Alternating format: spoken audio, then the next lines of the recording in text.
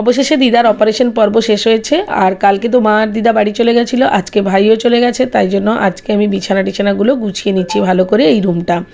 এই রুমটায় এই কটা দিন ওরাই থাকছিল, আর ওরা তো বাড়িতে বসে অফিসও করতো, তাই জন্য একদমই এলোমেলো হয়ে গেছিলো।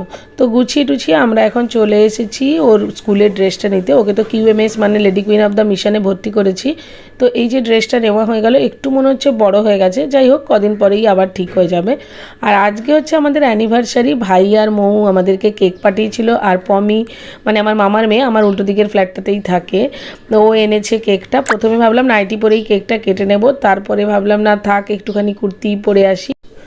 আর আঙ্কেল আন্টিরা ওর ড্রেস আনার জন্য আমাদের সাথে গেছিলো, তাই জন্য আঙ্কেল আন্টি সুপ্রিয় ছিল। আর এখানে কেক কাটিং করে নিলাম। আমাদের বিয়ের 7 বছর পূর্ণ হলো, আর আমাদের রিলেশনশিপের 15 বছর পূর্ণ হলো। এইভাবেই যেন বাকি দিনগুলো আমরা হাসি মজা আনন্দে কাটিয়ে দিতে পারি।